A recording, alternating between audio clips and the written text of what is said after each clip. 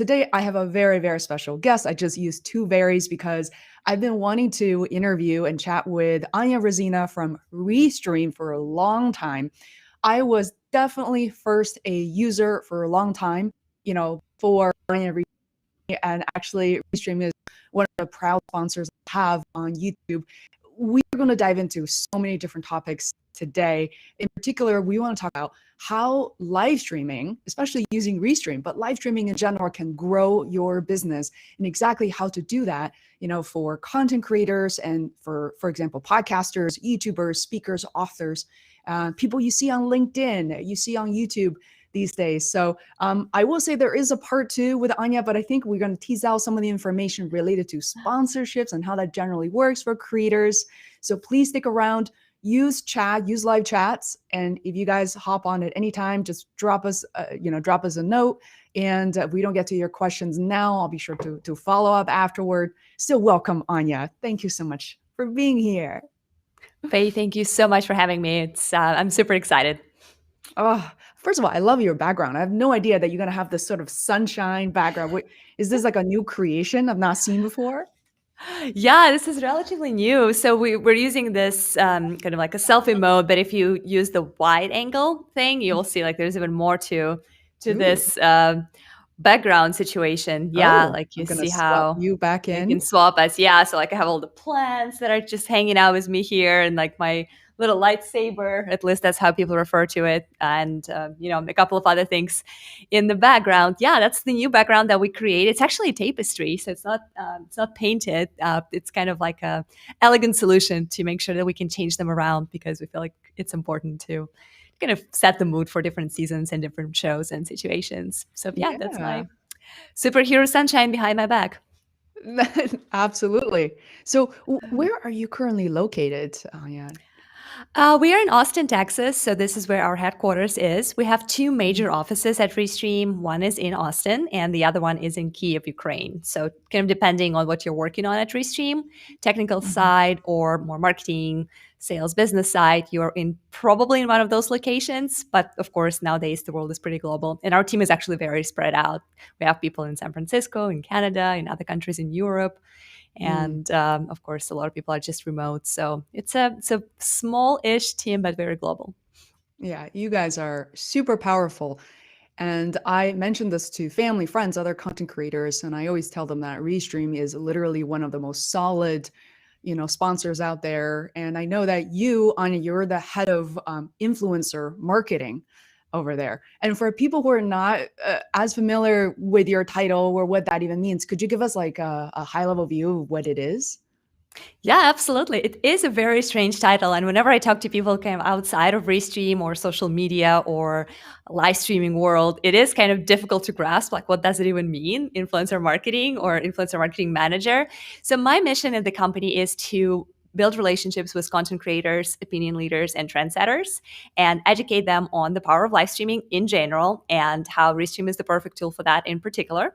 And then we build relationships around that, around their creativity, around their channels, what exactly they can do, and basically make sure that they help us spread the word about our product to their communities and everywhere around. So that's the idea. It's kind of infiltrating internet and just digital space with ideas about live streaming and Restream in particular, with the help of talented creators and opinion leaders that are out there.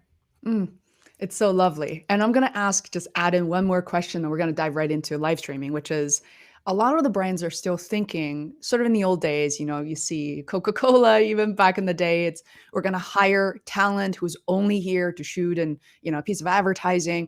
But instead, Restream is so proactively working with other content creators. You guys even, let other creators to live stream right from your own platform, 30, 50,000 people. Why share the platform? Why is it important to work with other creators as opposed to just hiring people or internally manage everything from Restream? Yeah, that's a great question. And I actually rarely hear it kind of positioned that way, but this is there are two sides of that story, right? Number one is it's a little bit of a hack. When we started with influencer marketing, it was a very small team. I was basically the individual contributor in there, so I didn't have many people, and I didn't have the capacity and the resources of actually like managing this whole family of creators and content. But the content was very needed because these days people definitely do see a lot of advertising. People probably still watch TV, and there are other ways how they consume information. But let's face it, most people are on social. And if you want to get in front of them, you got to work with opinion leaders on that social platform. And especially for someone like us who has a lot of platforms that we support, that's kind of became the key. And the reason why we wanted to open up our channels for select creators was because we wanted quality content. We wanted it from people who already have their audiences, who could introduce them to us. And we wanted to become that hub, that Netflix of content creators or creator economy. And it was just kind of a natural solution for that. Invite the best creators, open up our channels to those who pitched great show for us, and build on that content, build on that brand awareness, and also encourage and empower creators that we sponsor to do better and to learn and to improve and to grow their audiences accordingly. Mm. When we talk about Livestream, actually, sometimes it becomes this household name to me in my world. People, I would say, within my mastermind, on my email list, pretty much everybody knows what live streaming is. But I have to respect some folks out there who are thinking like, what exactly is live stream? Are you talking about NBC? Are you talking about gamers exclusively? Like, how do we actually define live streaming these days? That's a very good question. So there are definitely a lot of different definitions of what live streaming is. And I think, first of all, we kind of need to break it down into two major categories. Streaming content when you are the consumer, things that you would stream on Netflix, or that NBC example when you're streaming sports live on TV channels. And streaming when it's more of an outbound effect thing, right? Like when you are creating content and you are offering it in real time, live for your audiences and followers. So Restream is covering the second part of things. So we're not in the business of streaming content from other channels or other networks. We allow you to use our very simple and user-friendly tools to become a broadcaster yourself. And that's the number one important distinction.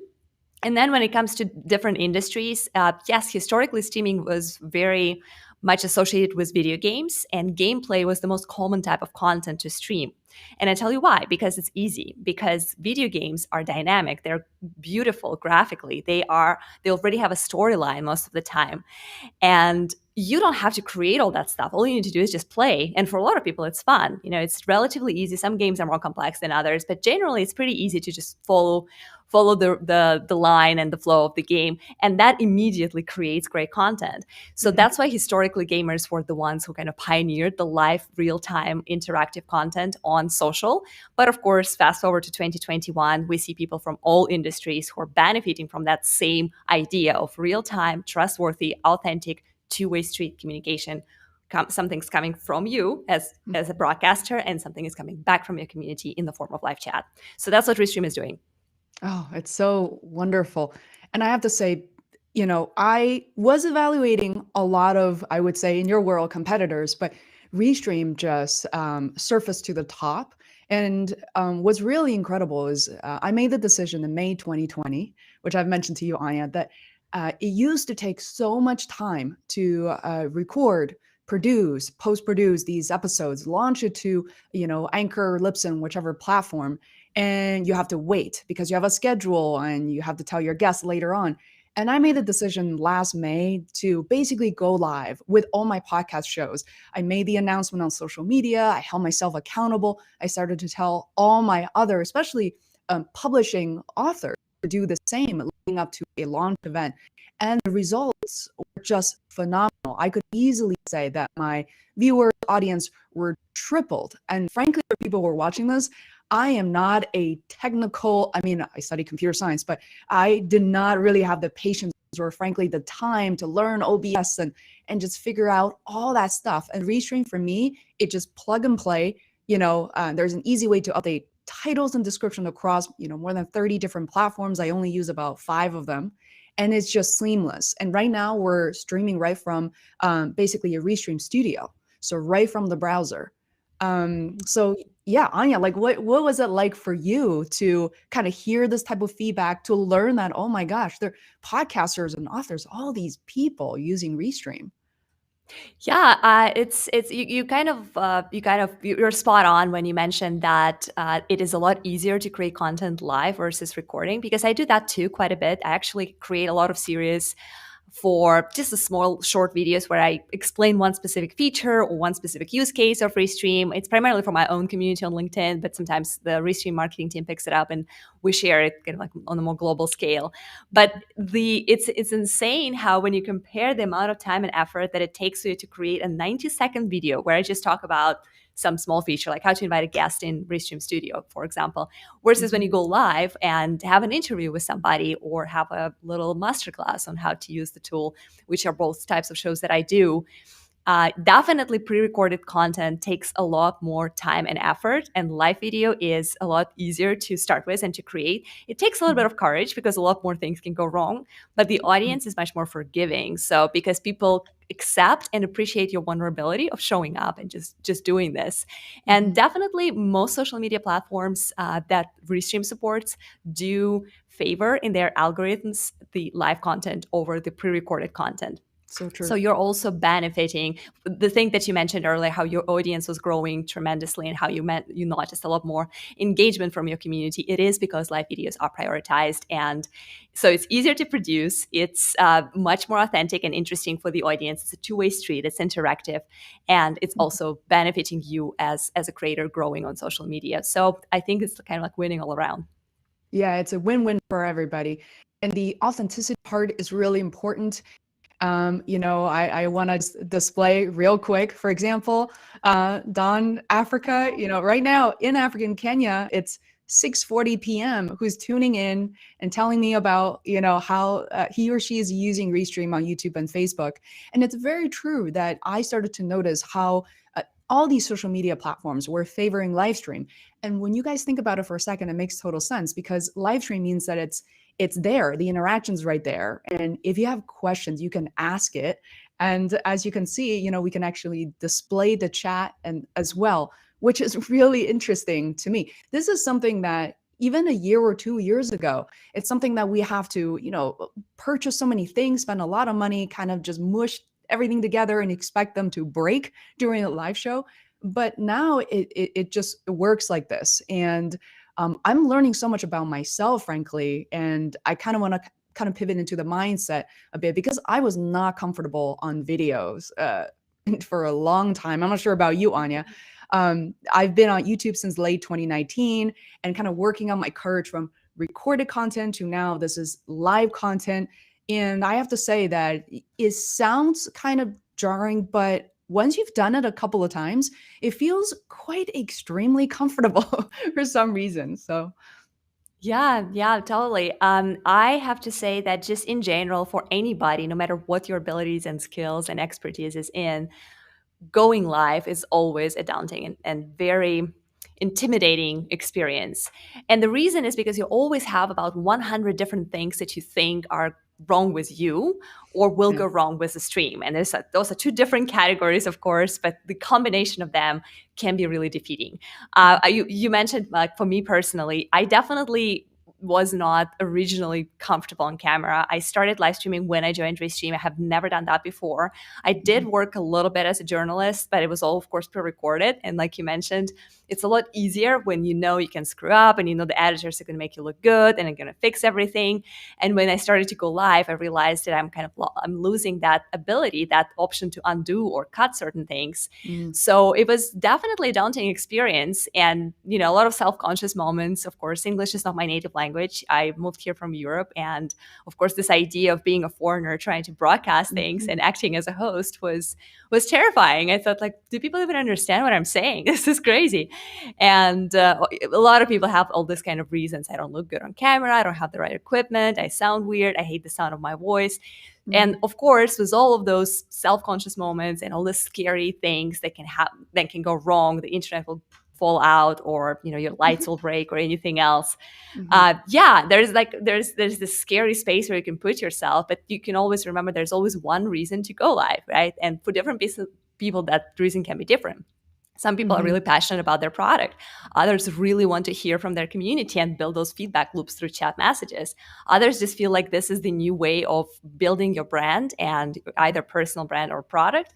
So just focus on that one reason that makes you think that you should go live. And trust me, all these 100 reasons that make you feel like you're not going to make it and you're not cut for this eventually will go away with experience. Give it a try 10 times and you'll be a pro. Mm. And for people who are watching right now, you can leave a message. We're not going to see your face, I promise. And it's so exciting what Anya said. And I wonder, if you have any fear, let us know, what it is.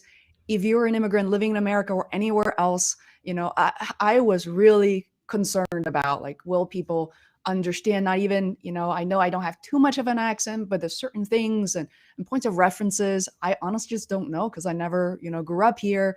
Yeah. But just keep in mind what I learned about live streaming or podcasting or YouTubing in general is there's this secret place of storytelling. And because you didn't grow up in America, let's just say, you have such unique perspectives and stories to kind of bring into this side of the world. And I think with so much going on in this world, I feel like we're obligated to actually share our stories so that people can get to know a little bit about us as opposed to what they see or read in mass media. So let us know your fear. We're here to support you. And, we've got the tech stuff covered. But also one thing, Anya, you just reminded me as you're talking about, this equipment and we don't need that. And all of a sudden, we have this thing now. It's happening in real time. What I learned about using Restream is that I don't have to give up anything else I'm doing. If I want to edit the content, I can edit that by downloading those easily. Now you can get the audio tracks on 2 separate tracks. For those of you who are podcasters out there, you're going to love it because you can, balance. Let's say Anya and I use very different microphones. I think our volumes actually match pretty well, but sometimes you interview people, one person's much quieter. You can do all of that in post-production. Plus, for me, I repurpose all my live streams to my podcast, which has been running since 2014. We have nearly 300 episodes. And I sometimes crop some of these videos and I put it on TikTok for under 60 seconds. And all of a sudden, I attract a whole new audience. Same thing for Facebook, So yeah, it is so exciting all around, I must say. Yeah, totally. And to kind of like rewind a little bit back to the accent thing and just like, being concerned about like being different from this iconic news anchors.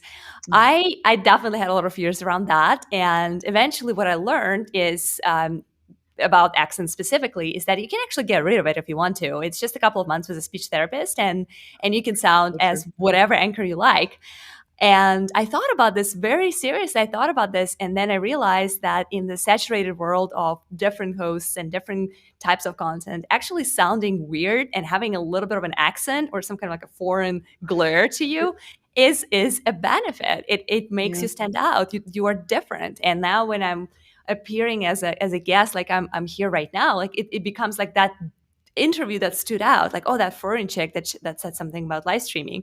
So a lot of times, whatever your self-conscious fear, little thing that you're really concerned about, sometimes that can be turned into your advantage if you think about that. For sure. And I love this is the part that you bring up. I know that Restream works with a really big variety of influencers, which is something I absolutely love. Heritage, different skin color, and it is such a rich environment. And for all of us to learn as content creators. But Anya, I never really asked you, where are you from originally? And you talked about your career, but tell us a bit about your upbringing too before you came to America. Yeah, sure. That's a good one. So I typically ask people to guess where I'm from because it's always very funny to hear the ideas, and I get all kinds of countries, literally from Australia to Argentina. Like I got the whole globe covered. My most common guess is probably Norway, Sweden, like the Scandinavia, which is close enough. I was actually born in Russia, in Moscow.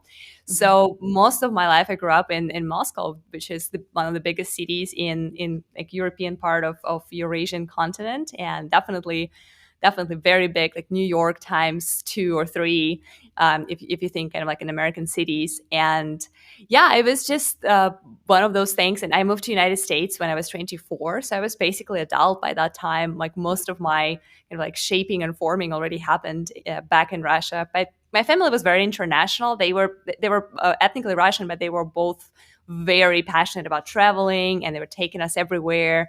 And like English was a thing from very early on. So we both learned, me and my sister, we both learned English when we were 7 years old. Mhm. And yeah, so it was kind of that kind of interesting environment of being Russian, but also thinking very Western. And I Mhm. kind of knew that I will eventually go and live probably elsewhere, not necessarily because I don't love my hometown, Moscow, but because I wanted to see more and I wanted to explore and experiment. And yeah, Austin became my home because I just came here and fell in love. Mhm. Yeah, I heard great things about Austin. Yeah. So many people are moving there. I think Tim Ferriss is one of those, who left San Francisco to move to Yeah. Austin. Wow, what a journey here. And it is definitely, I would say, it is definitely a benefit of even talking about our upbringing. That's something, by the way, that I encourage other people to do. But I feel like I've gotten to a point where I'm confident to actually maybe use Livestream to create another channel to talk about my upbringing. For the longest time, I always assumed that people wouldn't care because growing up in Beijing, China, also a huge city, is so Yeah. personal to me. And who would care? But every time I've gotten on the podcast, it's probably been 20, more than 20 at this point. That's everybody's first question. What was it like? So I think Yeah. we're sometimes wrong about our own, that's why there's called assumptions. So, get yourself out there and thank you for sharing, Anya. I don't think Yeah. any of us really knew not much about you. And hopefully, in our next gathering, we can hear more about your stories too. Totally, totally. Yeah, it's very interesting. I think it's very important to give some kind of a personal touch to your content Mhm. because it's very easy to get lost in this. Okay, this is my brand, this is my personality, this is my company, this is my thing, and Mhm. just kind of like focus on those. A lot of tech reviewers make that mistake. They kind of focus on technology, right? Like they are his or she is the girl that knows the cameras, and like that's the thing. But a lot of times when you add something personal to it, something about your life, something about but what do you care about, your passions, your hobbies, something that's aside from that persona that you create within that channel, it Mhm. actually sparks a lot of interest. So I really like you kind of like where you're coming from with this, like, hey, what how was the growing up thing going? How is that immigrant life? Like, what are Yeah. some personal pivotal points that led you to where you are today? Yeah, I think frankly, it also says a lot about Restream, right? I think Restream could have easily picked somebody from New York and not just anywhere in the US and have your not cookie cutter, but someone who Yeah. represents a live stream community. I think we know what they are. I think Instagram is a place where you see kind of bunch of ocean of sameness, but yet they picked you. Actually, it speaks a lot to me as an immigrant creator, right? To see someone and interact with on a regular basis. And Anya, you're basically the face of Restream, and that's a very popular app in America. So I really love that. And then in a way that surprises and delights me in many ways. But I would love to get into a little bit of the growing your business part because what I've seen is you use Livestream to talk about new features that things excites you about Restream. And what do you think are some of the things and lessons that you've learned as live streamers or content creators doing really well that's actually boosting their businesses, really driving engagements as opposed to paying for views, paying for email lists? How to actually nurture and build a community? Yeah, that's a big question because I would say at the end there's no one formula that would work for everybody because it really depends on the type of content that you're working with, the type of goals and kind of like ideas, like what do you consider a good result. So there are a lot of creators that appeal to massive audiences. One of the things that work for those is being entertaining, being funny, and kind of like jumping on those trending waves of like what's the new thing, what's the next new thing. And Mhm. a lot of those channels you find they have millions of followers, millions of subscribers, and generally speaking getting to that level almost always means hard work and dedication. You will most likely run some kind of paid promotions to gain those followers and subscribers. You Mhm. will have to network a lot in order to get some help from other bigger creators before you get to that level, and then you become that creator that everyone wants to partner with and kind of like Right. piggyback on your success. So there's a lot of that stuff, but there are also niche creators.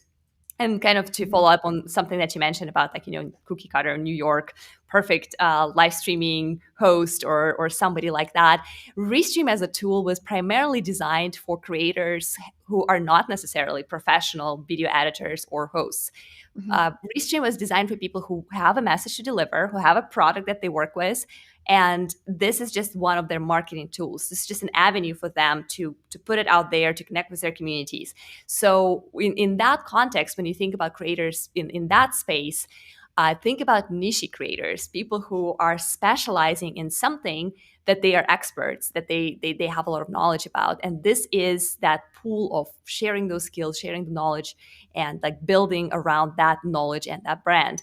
And this Mhm. is what Restream is primarily all about. We do have big creators who use us, of course, from different industries, but the core user base for us are, that church. I saw that in the comments there were comments about like how Restream is a great tool for churches. That church that Yeah. wants to contact their aggregation, people who are using Restream to promote physical products, who do product launches and behind the scenes, people Mhm. who run events, different brands who show how the culture and work looks like at their Mhm. place, like HR professionals. So there's so many different aspects to that, and for those people to grow their community and create content that builds engagement is to know your thing, like know your stuff and be that expert, and definitely make sure it's interactive, make it a two-way street, include people in the conversation, and that's what usually helps to grow the engagement and the audience and the subscriber list.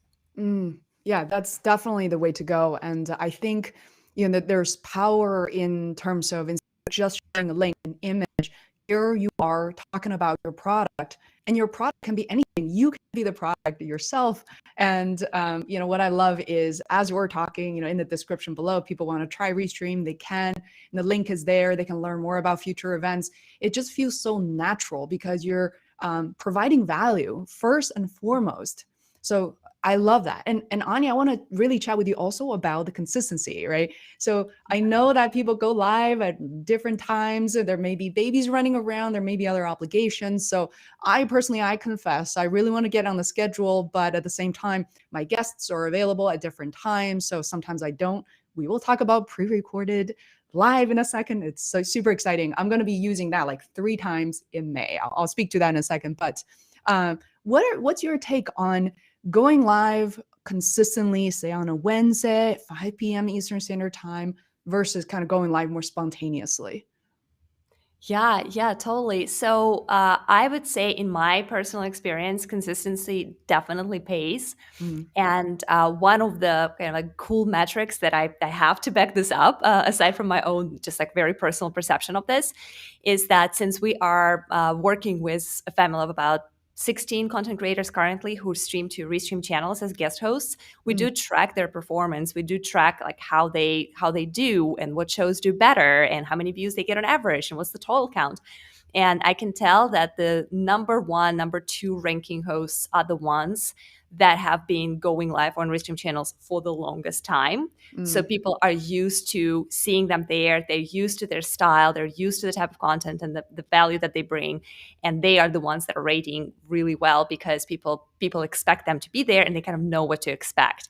mhm, And then also the shows that happen weekly generally trend better than the bi-weekly shows because we have two types. We have the folks who go every other week and people who go live every week. And it was actually one of the experiments that I did personally with my shows. I had Friday live show, which was on Fridays, but every week. It was arguably not the best time because on Friday people are generally checking out and like not really interested in anything except for the happy hour stuff. But at the same time, the show was gaining momentum because every Friday people knew that it's going to be an interview. I'm going to be there and I'm going to host it.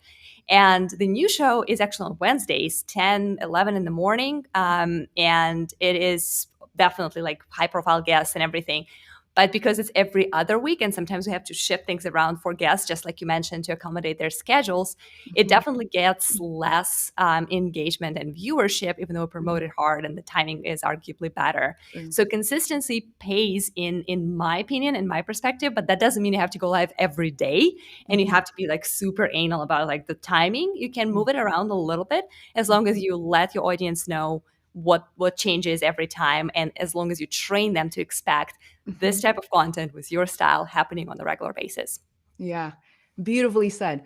And I noticed there's something about you, which is why it's always been so pleasant to work with you, is that you're very flexible. I don't think you've ever forced, I when I say you, I think about Anya is Restream, Restream, you Right. never quite force any ideas like you must do this, content creators must do this. And we'll get into the sponsorship content creation in a second. I think so many people have different questions like how did Restream even find you?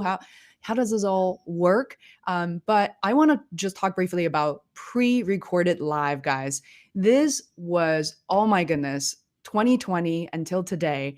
This is like a lifesaver. So one of my favorite features remains today, the pre-recorded live, along with overlays. I'm not really going crazy right now with our layout.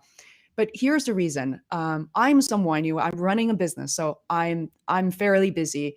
And I notice as a podcaster, and you guys are as content creators, you know this. All of a sudden, there's 1 week and you have 7 interviews. And that is a hell week. I mean, it's a very happy week connecting with interesting people. But all of a sudden, I'm going live 7 times a week, sometimes often twice a day. Now, I know that's not really doing my audience a favor. People are busy. Here's the thing. I can easily, and you can too, record all these 7 different interviews. You can do that right from Restream Studio without going live. You have this recorded, and then you save this piece of content. Then you go to pre-recorded live. You can schedule them live at whatever time that you choose to. Your schedule, Wednesday, 5 p.m. Eastern Standard Time, done. I noticed that that will really help you create consistency and the schedule, and that really works. Now, there's a second scenario that was life-saving. Is in 2020, I worked with a lot of musicians and artists. So now they don't want to. They know they cannot sing together on Zoom. Zoom doesn't sync video audio at all. So they really want to give their audiences the best, the same quality of performance, different instruments. So I helped a bunch of companies to put together these pre-recorded live and edit that, and then it just seamlessly go live on Restream across different channels. And there are like hundreds of engagements from Japan and all. You can choose the time easily. So Yeah. my goodness, I don't know. I never really told you this, but it's huge. Yeah, pre-recorded and scheduling videos to go live was another. It's kind of Restream way where we're trying to do when the company originated 5 years ago is to kind of like hack the system here and there. There was a lot of solutions that we were coming up with. It was like, all right, people want to live stream on Twitch and YouTube. At that time, Facebook Live was just coming around. It was very new, and of course, no LinkedIn was even around. Twitter just came up with Periscope, so there were like all these platforms that were kind of realizing the power of live video, but YouTube and Twitch were by far the biggest. And the idea was like, okay, so of course you want to go live on Twitch if you're a gamer. You also want to go live on YouTube if you're a gamer. Why would you choose one or the other? Why not you go to 2 places at the same time? And that's kind of how the concept of multi-streaming was born within our founders. And then the scheduler was also part of this thing. Like, okay, so sometimes you want to create a perfect video and then but still benefit from those algorithms that favor live video. And sometimes you did go live like we did today, but of course the audience of yours that prefers to consume content on Saturday is not going to see us because they're busy, they're doing something else. Right. So rescheduling and pushing the same content live again at a different time zone, at a different day, definitely helps you to get a lot more views and a lot more engagement.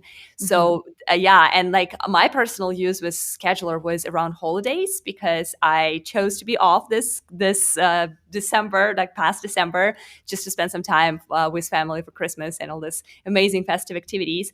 And I felt really bad because Friday Lives were not happening. So I picked my 2 favorite episodes, actually 4. I think I ran 2 a day at different times, and I just scheduled them, and people could rewatch them. I was very clear that those are replays, so people who want to comment won't feel left out, that we're not responding or ignoring their comments. So it's very important when you're scheduling to make sure that people understand that this is a scheduled, pre-recorded live, not happening in real time. But yeah, it was great because I already had content, people had something to watch, and I didn't feel bad about not being checked in during the holidays. So definitely a little life experience out there for you to explore. For sure. And I forgot to even mention that. Yes, you can actually do pre-recorded live with the same piece of content multiple times. And I remember in late 2019, I had I just launched my documentary on Amazon Prime.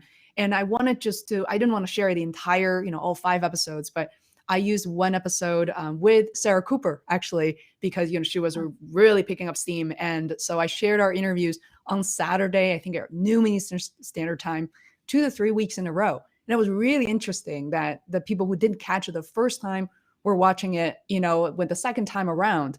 And automation is so important for content creators who don't have a like entire agency backing them up. You don't have infinite time on your hand. I just feel like we need to respect ourselves as a platform, as basically the original signal to get more done. And really grateful for Restream. So I don't want to wait till the very end of this conversation to address something that everybody has been asking me about for content creators out there.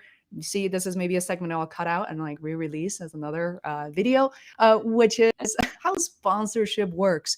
By the way, I'm a micro influencer. I have a little short of 15,000 subscribers on YouTube. Some of you may be thinking like, what is she getting? Like any views at all? So subscriber count is one thing. I do have somewhat substantial amount of views, but Restream found me when I was only, I think, few thousand subscribers or so. Anya, could you tell us a bit about like how you or Restream find creators in the space? Like who do you look for? What are you looking for personality tone wise?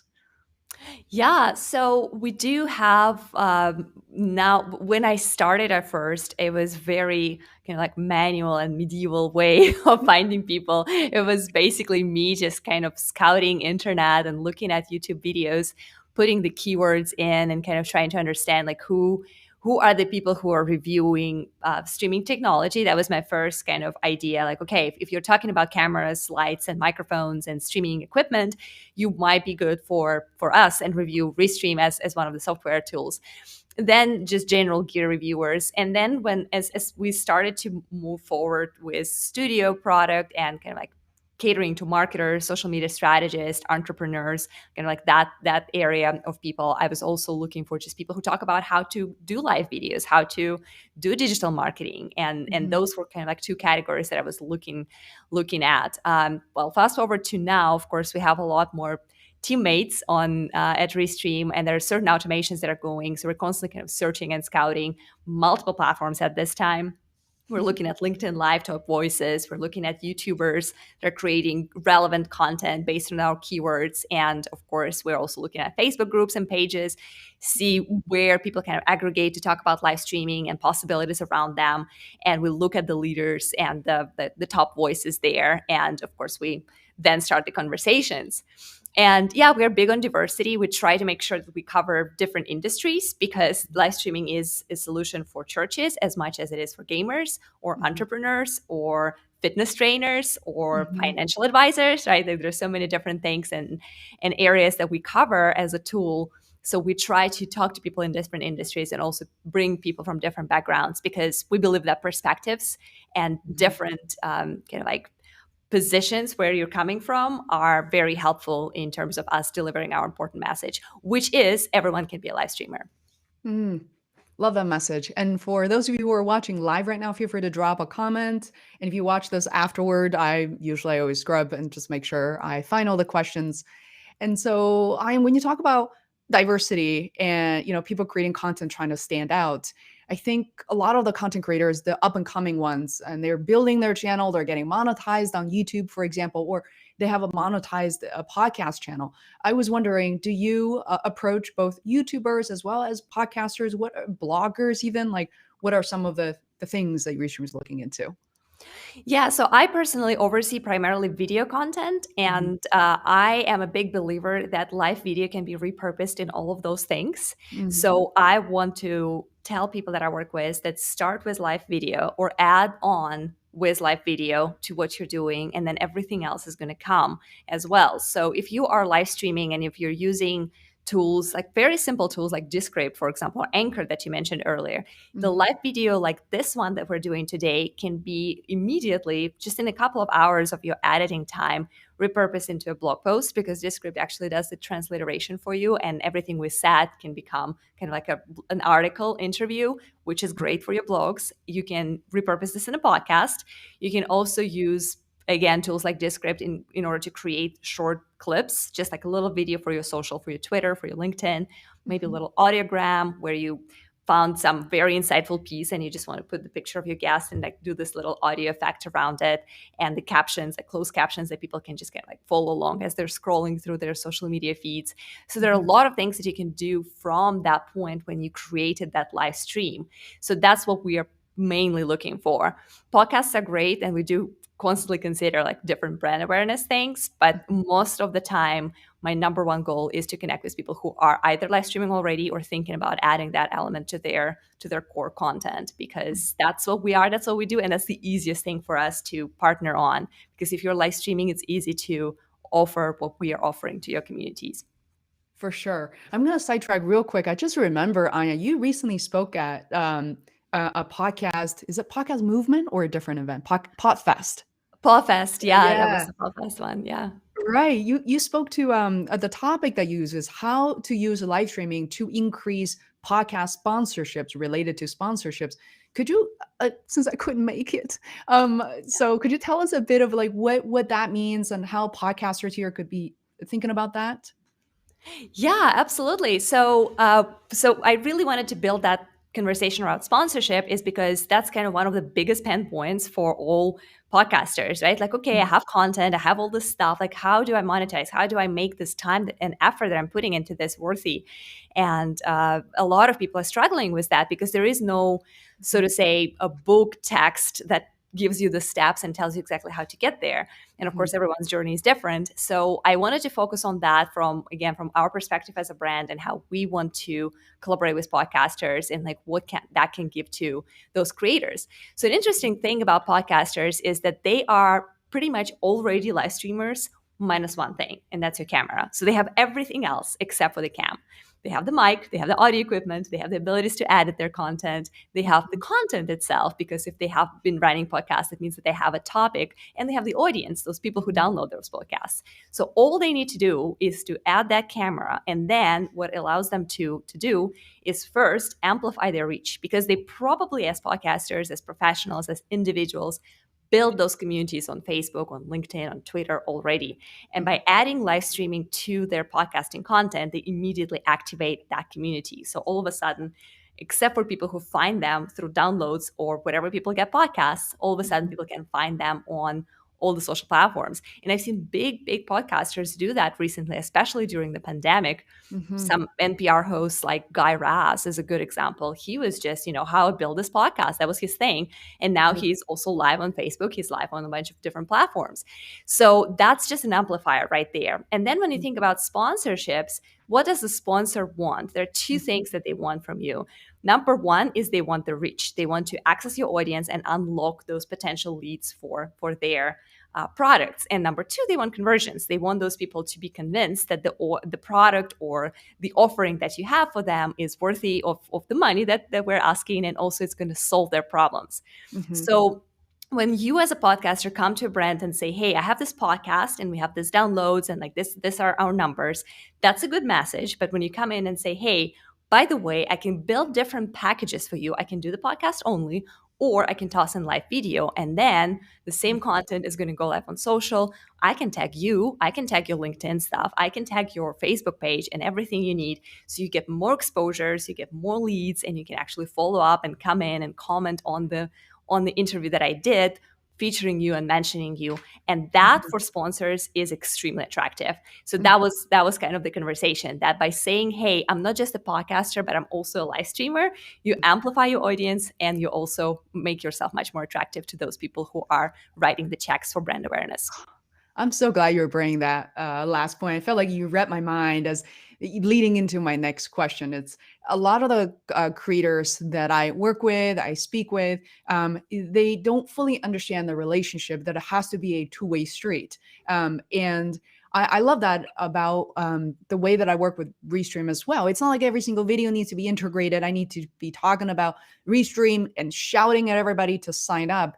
It has to be that kind of seamless, authentic integration that I need to be a user. But I love the fact that a lot of creators neglect the fact that just because you have a thriving YouTube channel doesn't mean that you need to forget about the rest of your social reach. For me, for example, I think nearly around 4,000 followers on LinkedIn. I'm actually going live on LinkedIn at the moment, and that can help the brand or your interview guests to reach that additional audience. And then shout it also tagging Restream, tagging the brand is also very important.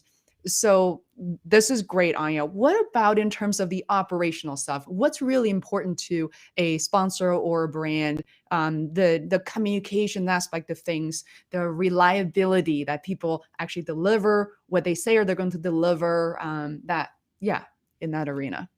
Yeah, those are very critical points. When we think about partnering with somebody, of course, the number one kind of like the entry point is understanding their audience, how relevant their viewers and followers are to what we are offering. Of course, we primarily work with people who are catering to creators themselves. Restream is kind of an interesting product. We are not, so to say, completely like consumer product. We're not shoes, or purses. You have to be a little bit creative. You have to be a producer or video creator yourself in order to be able to use us. So when you're working with prosumers, of course, the relevance is super important. So sponsoring channels that are catering to that community is the number one thing that we're looking for. But definitely the very close next thing is the ability of that influencer or partner to deliver on our key results and key goals, right? Like, so we think about what is our goal in terms of conversion, what is our goal in terms of viewership, and the delivery of that is something that we track religiously. We always look for growth. We want to see those trends. Like you mentioned earlier, we started with about 4,000 subscribers on your end. Now you're at 15,000. So that's great. That shows that you're growing, you're constantly developing, you're trying, you're thriving. So that's a healthy growth that we are always looking for. And then in terms of reliability, of course, it is very difficult to work with people who say, hey, we're going to create these videos for you, and then they don't, because that kind of like offsets our whole system of like what we're expecting content wise. And we have our KPIs as well internally. So we got to deliver a certain amount of videos and mentions and impressions and all that stuff. So definitely reliability, if you are an aspiring creator and looking for sponsorships, should be your priority. And remember that it's super important, and of course we'll talk about that more during the sponsorship focused episode. Remember that your first 2 weeks, maybe a month of relationship with a brand is super important. That's the most important part, because guess what? You won't have the second chance to make the first impression. And the first months, people will look very carefully in terms of what you're delivering. So make sure whatever you committed to in the first months, you're delivering and over delivering there.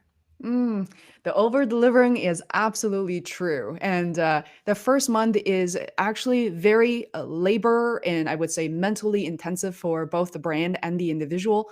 There are contracting involved. You're talking about the initial video. Some of the brands, usually, from what I can tell, this is not me speaking on behalf of Restream, but my experience has been, hey, how about you do a shout out video? That means just a video mention. But hey, we want to see what else you can do. Could you do a integrated video, which is about, you're talking about the brand. You're maybe comparing the app with something else. So you definitely want to over deliver and be very clear. And Anya, I remember back in the day, I think nearly a year ago at this point, that you and I had Google Docs where we shared. I would say that, hey, here's how we plan out additional video topics. What are your thoughts? Was that helpful to you? Have you seen other mechanisms that creators use with you that was like, wow, this really saved me time as a influence marketing manager? Yeah, there are definitely a lot of platforms and tools that kind of like help you manage that load.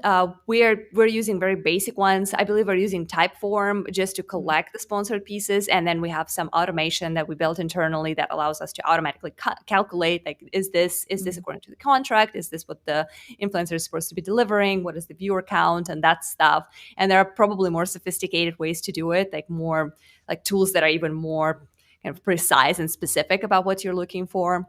Mm-hmm. But definitely, if you before you know before you scale all this stuff, definitely don't get too hooked up with this whole like, oh gosh, like what kind of tools do I need? Like don't lose it and just start with a spreadsheet, because a lot of times the most important thing is just get started, Mhm. test it, make sure that your MVP works. And Mhm. then once that happens, then you can definitely figure out like what you can automate, what you can scale. So spreadsheet works fine at first, and Mhm. then later on you might build on. Yeah, absolutely. So, one thing Anya was going to share with you as well is something I noticed with trends and things that work really well, including sponsor videos, is about breaking down longer videos. Because I mean, this message may be a little more target towards YouTubers out there, but I noticed for a while it's about, oh, your videos needs to be more than 10, 11-minute long so you can have mid rolls. I mean, this is kind of the livelihood of being a creator, getting paid through ads, through sponsors. But lately, I noticed that if you look at the watch time, a lot of the videos are actually only watched, 30% up to 50% on the good video. So some of the core stuff, more advanced techniques are just unfortunately getting neglected. People are never going to get there. So I'm lately experimenting with short playlists. So, for example, if I want to show Restream 2021, all the new features, I'm going to create a separate playlist. And I know some of the influencers at Restream are doing exactly that. So now part one, part two, three, all of a sudden, the exact same video, 15-minute long, you're cutting it down to 2 to 3 minute a piece. The watch time is going up significantly. And I thought that is a great way to over deliver for your sponsor, buying one video, but you're actually delivering a playlist, but also actually helps you as a creator as well. I just want to share that with you. It's Yeah. delightful. The Yeah. short content is great. I mean, it will always cater to people who have short attention span and who just simply are super busy. So Yeah. being concise is super important. It doesn't sound, it kind of sounds counterintuitive, but to create a 2-minute informative video is harder than to create a 15-minute video, because with 15 minutes you have so much room, and you can kind of like take your time and go over things and be a little bit redundant. With 2 minutes, or especially 30 seconds, if that's kind of your goal, you Mhm. really have to think it through. And that's the exercise that I did on LinkedIn, was my 90 seconds, when I had to show a feature within a minute and a half. And that was my Wow. limit. That was it. So yeah, some features are super easy to show, like background. Yeah, you can show it in 5 seconds, but Right. certain things are a little bit more complex. So you have to figure out like what in your flow is essential and what can be left out in order to still keep that impression of like, what you're doing, and it's helpful. It makes sense to people. For So yeah, sure. shorts are good. Yeah, shorts are good. I remember, Anya, there are a couple of times you said, Faye, could you talk about this feature of Restream? And I remember recording the videos like, oh, it's super easy to use, first of all, user friendly. And it literally took me 2 to 3 minutes. And part of me is like, I think this video is too short, but it's actually very effective. People will love when you get to the point. People love the titles, including how to get X, Y, Z and done within 3 minutes. So this is great, Anya. And to respect your time, I promise I'll let you go. No worries.